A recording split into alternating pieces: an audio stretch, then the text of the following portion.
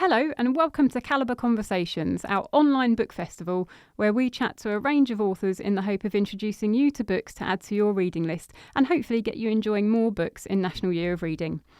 My name is Emma and I'm joined by Calibre supporter and volunteer Mark, and we're incredibly excited to be welcoming Anne Cleeves, an award-winning author who almost needs no introduction really, but she's an author of crime novels and perhaps most well known for her Shetland and Vera Stanhope books. So first of all, a big hello and welcome to you, Anne. Thanks very much. It's lovely to be here. So now we're really eager to get talking to you all about your books, but I wonder if we can just begin by journeying back to before you started on your writing career, if possible. Because in your early education, you studied English at the University of Sussex, but you actually left before taking your degree. Why was it that you didn't stay on at university at that time? I think I was very arrogant. I thought I could read books anywhere. Um, I'd taken a year out between school and university, and I was doing voluntary work in London near King's Cross. That was quite a shock to a lass from North Devon to go and be based there looking after a family. And it just seemed, I don't know, sitting around in a group and talking about Keats didn't seem terribly meaningful. And I wasn't really enjoying it. And so I left. A lot easier then because, of course, we didn't have student loans, we didn't have to pay fees, we could just leave without any debt. So that's what I did. After leaving Sussex, you held a number of jobs: a cook on Fair Isle, auxiliary coastguard, probation officer and childcare officer. What were your ambitions at that time, and how helpful was the knowledge gained during this period in your subsequent writing career?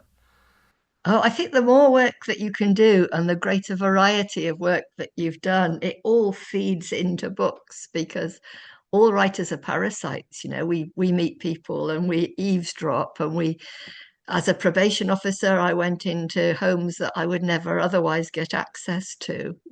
And I could ask quite intrusive questions of offenders. A lot of my work was writing reports, pre-sentence reports, so trying to explain to the magistrates or the judge what might have led to the offending.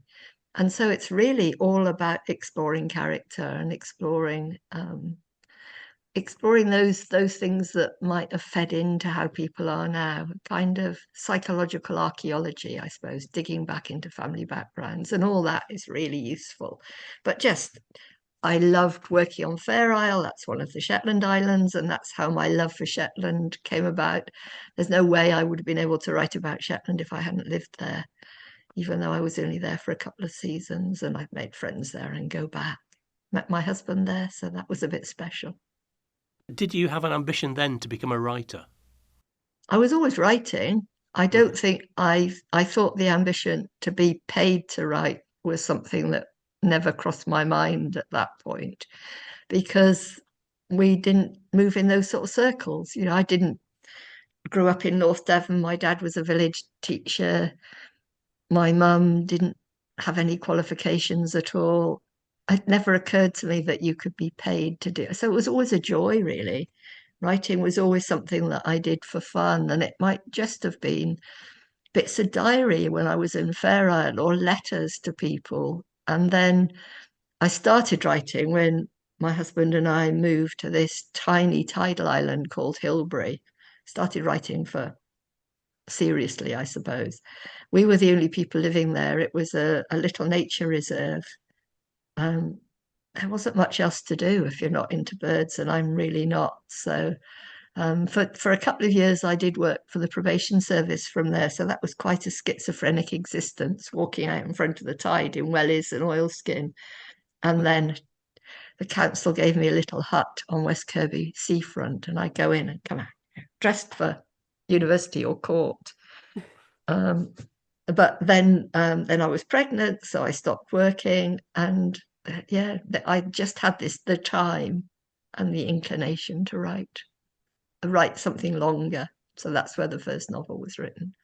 And that is indeed where your first book was published in 1986 and was the beginning of the series featuring George and Molly Palmer-Jones, titled A Bird in Hand, I believe. Is that right? That's right. That's what the first one was. And it's quite interesting because Pan Macmillan have reprinted some of those very early books.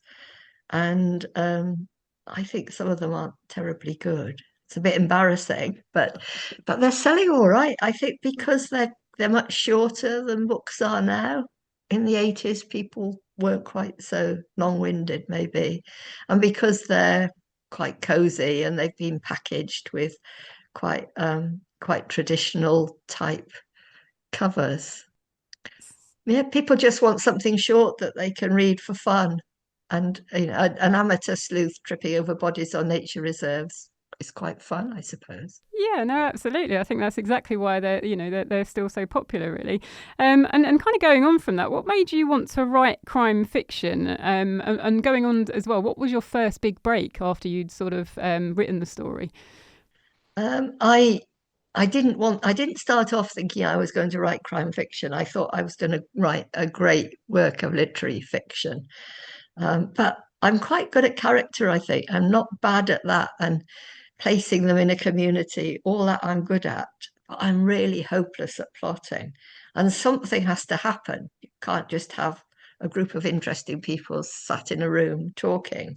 There's got to be some action. And once I killed somebody off, I was away. And crime fiction had always been my comfort reading, I suppose. If I was ill or been dumped by a boyfriend, I would always go back to reading traditional crime fiction.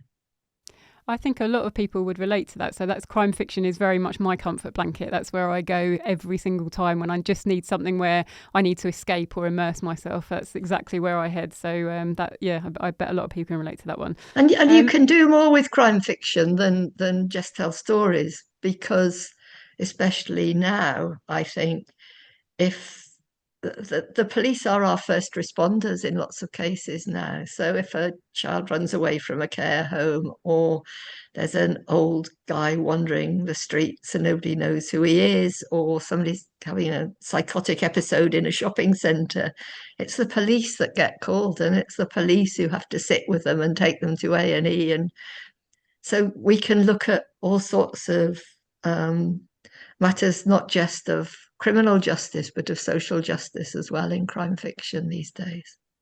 Gives you quite a lot of scope, doesn't it, for that, and in terms of where you want to go. And what was your first? What was your first break into publishing? When did you sort of get the go ahead from a publisher? The first book I'd finished was A Bird in the Hand, and I didn't know what to do with it. Went to the library, looked at what publishers published the sort of book that I'd written, sent a letter off, then sent the very badly typed manuscript off, because of course this was pre-digital. And I think the third person who read it took it, which was astonishing. Very small advance. But yeah, so that was how I got started, and I have been published ever since. So a book a year since then.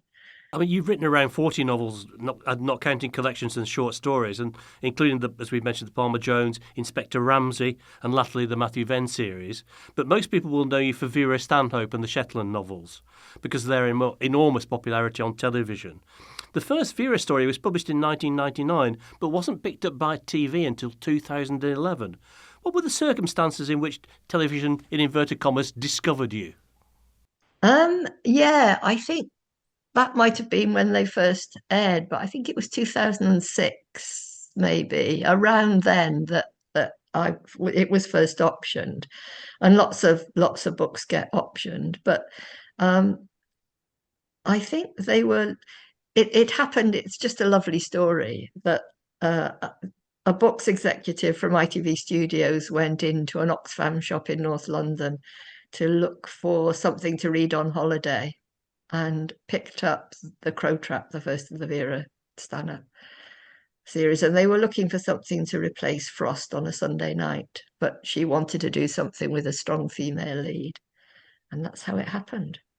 And it actually happened quite quickly, having the book picked up and then going ahead with it. It happened a lot more quickly than it usually does. How did you find the transition from being someone who was an author to someone whose books were then translated into TV?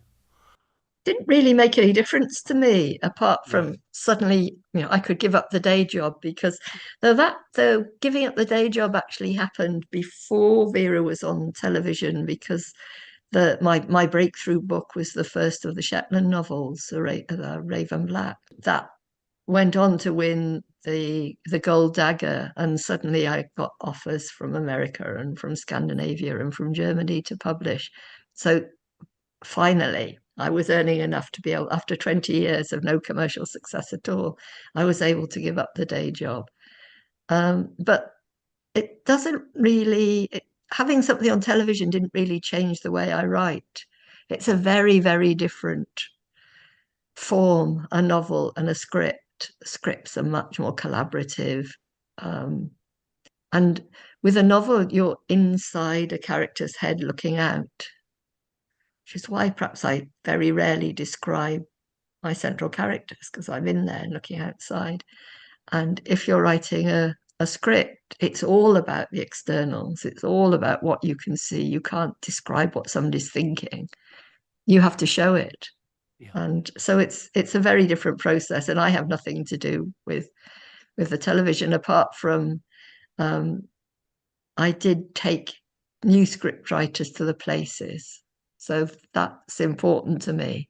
Yeah. Because I think character grows out of community and out of place. So we did a trip up here in Northumberland when they started. The first script writer was appointed, a lovely chap called Paul Ruttman, who did the first few series, was lead writer on the first few series. And then I took a team up to Shetland as well when they were starting thinking about that.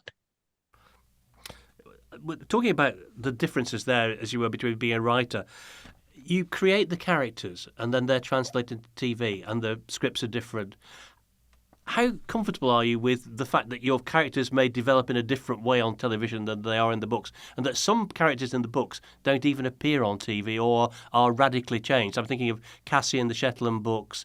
Willow never appears on TV. How do you feel about that? And do you ever feel that your characters are being made to act out of character?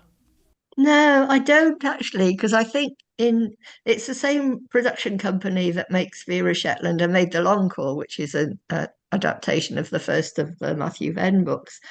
And I think because they read the books really carefully, that they do capture the atmosphere and the character of the characters. And I don't really care that they don't look the same, but the ethos is there, I think, on the screen as it is in the books.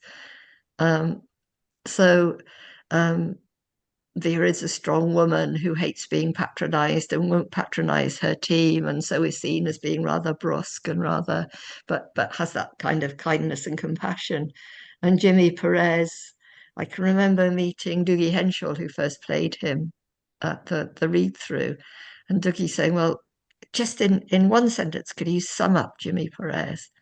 And I said, well, his ex-wife says that he's emotionally incontinent because he gives so much of himself to his work, to the witnesses, to the victims, and even to the perpetrators, that he has very little left for his family and for his friends. And I think they did that beautifully in the script and in the show. And now coming back to your love of libraries and reading, in 2022 you were awarded an OBE for services to reading and libraries and were Public Library Champion in 2024 as well. Why are libraries and reading so important to you? I wouldn't be a writer if they weren't for libraries. My house didn't have very many books in it, but we were a library family. We went every Saturday. We'd go along to the library, and I can still remember the name of the person behind the desk in the library, Mrs. Gregory. I don't remember the name of my first infants teacher, but I can remember her. And she understood that I was a passionate reader, and she knew the sort of books that I read. Even then, it was mysteries. And she'd save new ones for me and bring them out from behind the counter like a magician pulling a rabbit out of a hat, and me reading them all the way home, tripping over the pavement as I went, because now I just can't imagine not having libraries available for people. And I do fight, because there are people who can afford to buy books, but not everybody can. And those that can afford to buy them might not at some point in the future. I really see it as a kind of democratic right to have access to that information and to those stories. The reality is that increasingly libraries are going under pressure in terms of opening hours or having to close altogether. Can the decline be reversed? I think so. I think that if people do realize that their libraries are closing and then they fight for them, and we need to fight before that. And I think I can understand the pressure on funding with local authorities. Their funding's being cut. They've got so many other demands on their time, but I think we're actually diverting people from health and social services. I'm patron of an organisation up here called Reading for Wellbeing, and we work with social prescribers and GPs. And so people who might be going to their GP because they're slightly anxious or depressed or lonely, they can be referred to our groups and to our project workers. And we see lives actually transformed. We see mental health nurses bringing people along to our groups and watching those individuals flourish. So I think we need to make the case more strongly for libraries. And I would also suggest that I know that there are book trusts who give babies books when they're born. Let's give them a library card. Then they can have access to books for the rest of their lives. So in every midwife's pack that goes with a baby when they're born, I would stick a library card. Because you mentioned that, and you mentioned your own experience as a child bringing in a household where there weren't many books. If we don't reverse this decline, what kind of a generation are we going to be bringing up in terms of their ability to read or what they should read? It's not just about literacy, I think. What I think is more important is about understanding and empathy and being able to see the world through other people's eyes. And as society gets more polarized, we need that understanding. And there's a stat that I always I trot out with when I'm talking to politicians and when I'm talking to anybody who's got any sort of clout at all. And that there was an OECD report years and years ago that actually showed that reading for pleasure was a higher indicator of academic success than parental income or status.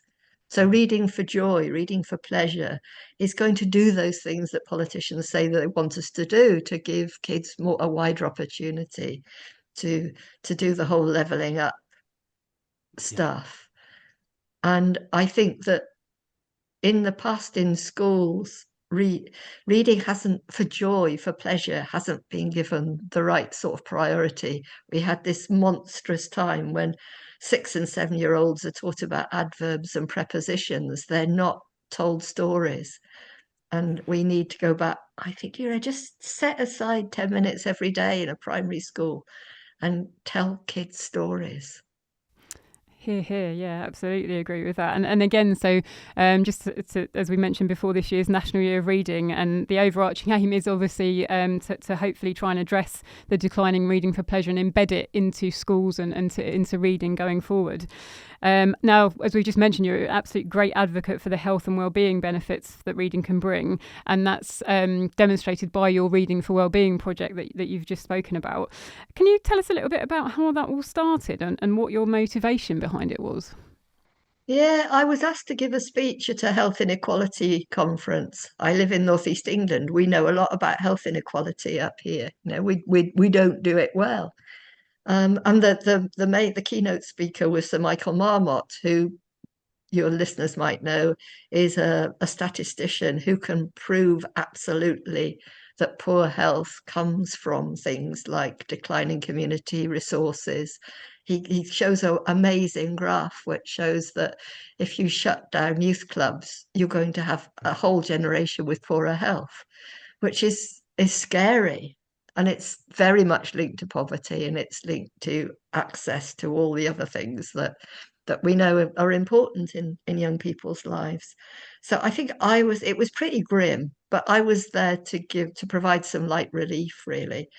And I talked about how reading helped me. So when I had breast cancer and was queuing up for radiotherapy when I was in my 30s, I always had a book with me. And I didn't want to read about brave women fighting cancer. What I wanted to read was something light and funny, or a lovely murder. So I was talking about that. And then my husband had mental health problems throughout his life, and when I was caring for him, again, it was the local library, and it was books that got me through that. And I know that there had been other looks at how books could help people, but I wanted more than reading lists. I thought we needed individuals to bring people together, to share their reading passions, to just make it easy and exciting. And so now we employ 14 project workers in the northeast of England, and they're properly trained by an amazing organisation called Opening the Book.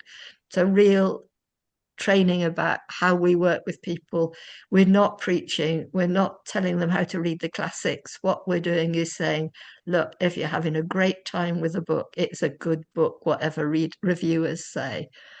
And we're bringing people together, we're having fun, we're giving people that confidence to speak out in a group, because a reading group, I'm sure your listeners will know this, if you come together in a reading group, you can disagree violently but politely, and that gives people confidence. I think that ability to speak against the rest of the room makes people far more confident and makes them ready to go out and face the world again. So yeah, that's how it all started.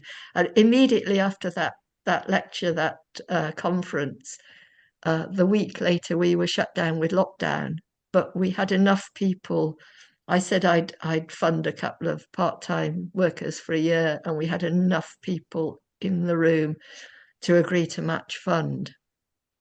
And we had a core group. We had a GP was our chair, and he was the person actually that said that he suspected after COVID he would have more lonely people than sick people coming to his surgery. And we've gone on from there. It's a struggle. It's a struggle funding, because I think local authorities don't quite realise what we're doing. We're partnered with the Queen's Reading Room, which is a charity run by Camilla, and they commission lots of neuroscience, which proves that reading for well-being is good for your health. You can see the change in the brain on the scans that they do, and that reading for just 5 minutes can lower blood pressure. 5 minutes a day can lower somebody's blood pressure. So we think we're actually saving money, but it's hard to try and justify paying for a couple of part-time workers, even they're doing wonderful, wonderful work. You'd be saving on a lot of prescriptions for the NHS, won't you? That's what we think. We're fighting for it. It sounds like an absolutely fantastic model that would work everywhere. So do you think there's scope to do this kind of on a national scale? Well, we hope so. We've got a little pocket in North Devon, because my Matthew Venn books are set there. And one of the backgrounds, one of the plot lines is that there's a sort of community arts centre hub where people of all sorts can come together, especially welcoming to people with a learning disability. And it's called the Woodyard. And some volunteers in North Devon got in touch with me and said, we love this, we want to work there, and we've got kids with special needs who we think could benefit from it. Where is it? And I said, well, no, it's made up. It isn't there. But they have set up a Woodyard.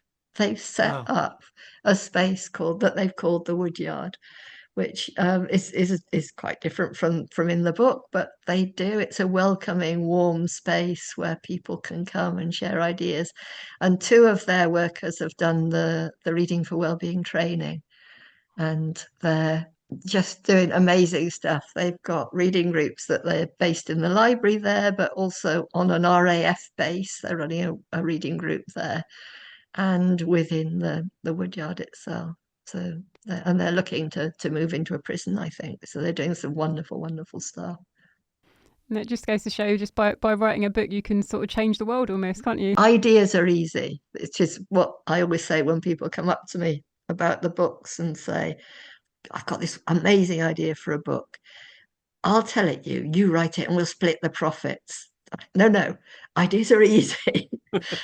I've got lots and lots of ideas. Writing a 100,000-word book is slightly more tricky.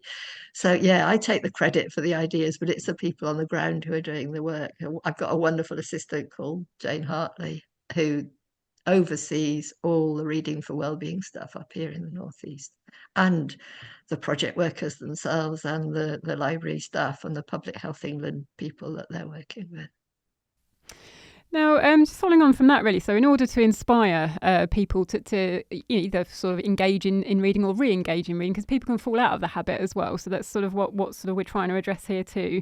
Now, we've been asking everybody this year what book, story or experience made you into a reader as part of National Year of Reading, to try and inspire people into it. Now, you've already alluded really to experiences in the libraries, that first lovely experience of you going down to the library as a child. So you've kind of answered that, but I wonder, actually, could you remember your first sort of book that really inspired you, or one that stayed with you from when you were very young? I was an Enid Blyton child. I moved on from her quite quickly because I soon realised that there were other people that wrote better. So I moved on quite quickly from Enid Blyton to another kids author called Malcolm Saville, who I loved. And it's quite interesting because we crime writers all meet up and we chat. And kids who loved Malcolm Saville books belong to the Lone Pine Club, because he had that's what the kids in his stories belonged to. And I was a member of the Lone Pine Club. So was Ellie Griffiths, and so was Mick Herron. We were all Malcolm Saville fans, and we all turned into quite successful crime writers. So that was quite fascinating to hear. Oh, brilliant! That's a really interesting bit of information. And also, so Enid Blyton, you can plot my childhood by Enid Blyton. I absolutely adored her. So that was my first foray into reading, really, because it's the imagination. So I was in the faraway tree. I was sort of with all of Silky and Moonface, and I thought they were real. That was I was reading something that existed, and that's the joy of where reading can take you, really. And going on from that, so your books are available in audio, and I love that they come out in audio at the same time as they come out in hardback, so nobody has to wait any longer now. And we've got great narrators to do the reading. Kenny Blythe does the Shetland ones; he's terrific, and Janine Burkitt does the Vera ones. She lives in Northumberland. She's not a famous actor in any sense, but she does the Vera books so well. And that's the interesting news, because there's that simultaneous publication now, which actually didn't happen some time ago. So that's really important for our members who obviously need that format to make it accessible for them. So that's a brilliant way forward, really. So just in that respect, actually, just wondered whether you use audiobooks at all in your reading habits, and what part do you think they might play in helping to engage people actually into a reading habit as well, if any? I don't so much, but I do listen to adapted books on the radio. So I listen to narrated books on the radio, but I'm not into the audio thing. I think because I'm busy writing, and then I do like that feel of a physical book. But I know loads and loads of people who use them and swear by them and use them when they're ironing or when they're driving. And I think I'm not very techy, so I would worry that I wouldn't be able to do it right. I think I need a grandchild to show me how to do it. Just picking on that idea of tech, what influence is AI having on creative arts in general and in creative writing in particular? Well, they've nicked a lot of our work to train their. There's a big court case going on in the States that most of us have been approached about joining, and I think my US agent is looking into that. I think it's quite complicated because they're asking us to do lots of things, and I think the amount of money, once the lawyers have been at it, that we get will be negligible. But all we want is for them to stop doing it, stop using our books to train AI, because it's unfair, it's under copyright, you shouldn't be doing it, it's not your place to steal our work. And that's, I think, where we're at the moment. And I'm hoping that this court case will stop that happening. To just turn to happier times at the moment, apparently it's the 20th anniversary of the Shetland series this year, and you've got a new Jimmy Perry's book out, though with a change of location. Yeah, I see it as the start of a new series rather than another Shetland book. Oh, wow. Oh, because I did 8 Shetland books, and in the 8th yep. book, he was taking his partner Willow off to meet his family in Fair Isle, and I thought that was the end. I was waving him off into the sunset. He's quite a boring character in those first books, and I just had enough of him. But then more recently, I had this longing to go back north again, back to the Northern Isles. And I first went to Orkney 50 years ago at the same time as I went to Shetland, to Fair Isle, and thought, well, I'd already said that he was moving to Orkney because Willow had got a promotion to look after all the Scottish Islands. So it might be quite fun to go back and see where they are now. And maybe he's a bit happier in his own skin. And now he's got a family of his own. And he might even have developed a sense of humour, who knows? And so I wanted to go back and explore. So I went and stayed in Orkney with a very, very good friend of mine. And he took me around. He took me to Westray, which is where he'd been born and brought up. His brother still farms there. His parents still live there. So we went and met then, and stayed in the Piero Wall Hotel, which is where a lot of the action in the book takes place. And then did all the tourist things, looking at the stones of Stennis, all the archaeology. And that's how the book came about. But yeah, I think it'll be the first of another series. Are you looking at anything else besides more of the Jimmy Perez books? Yeah, I'm writing there's a new Matthew Venn book that comes out in October, and I'm really pleased with that one. I enjoyed writing that one. And then I'm writing the very last Vera book now. Oh. So, yeah, that's good fun. When will that appear? That will be next October, next year. Well, at least we've got lots more to look forward to from you, Anne, as well. We could talk to you all day, Anne, and I just want to say thank you so much for joining us today. It's been an absolute real privilege for us to speak to you. I hope that we've encouraged our members and other listeners to discover your books if they haven't yet. For me personally, so Anne's books are the definitive of reading for pleasure, and I can't recommend them highly enough, and I'm sure, Mark, you would say the same. I've just reread ahead of this the Shetland books, all of them except the last one. I couldn't. I found that one very difficult to read in the first time round, and the second time round, when I knew what was going to happen. They're wonderful books, absolutely wonderful books. Well, yeah, it's been great fun. I just love it. I think I'm lucky because I didn't have initial huge success, so there was never any pressure. It was always a joy and escape to write, and it still is. And well done for giving no spoilers there, Mark, as well. You did well there. So now, if you're a Calibre member, you can discover some of Anne's titles amongst our audiobook collection, or else head to a library or bookshop near you. For a complete list of all Anne's books and discover more about her, visit her website at annecleeves.com, where you can also discover more about her fantastic Reading for Wellbeing project.